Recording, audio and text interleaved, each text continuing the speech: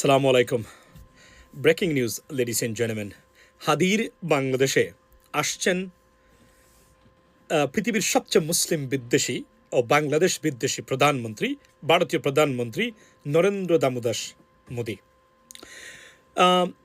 আপনার বিএনপির সরকারের ইনগ্রাল অনুষ্ঠানে তাকে আমন্ত্রণ জানানো হয়েছে এবং উনি আসছেন একজন মানে রাষ্ট্রীয় অতিথি হিসাবে। সেই দেশে, যে দেশে হাদির হত্যাকারীরা যে দেশে গিয়ে অবস্থান করে, যাকে আশ্রয় দেওয়া হয়, তার বিচার থেকে তাকে লুকিয়ে রাখা হয়। প্রশ্ন হলো, এটা কি এখন মনে কি বলছেন Narendra Modi is not welcome? No, can you do that? You can't, because you have given the mandate. আপনি সরকারকে এগুলা করার অনুমতি দিয়েছেন। আপনি নজিরবিহীন নিরঙ্কুশ বিজয়ের জন্য অনুমতি দিয়েছেন, ম্যান্ডেট দিয়েছেন।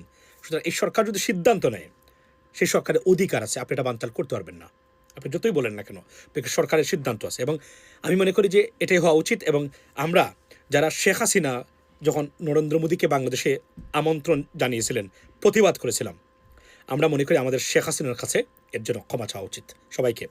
বিকজ শেখ হাসিনা একই কাজ করেছেন, সেটা যদি আমরা গ্রহণ করতে না পারি আর এটা গ্রহণ করি, তাহলে শেখ হাসিনার কাছে সবার জাতির জন্য ক্ষমা চাওয়া উচিত।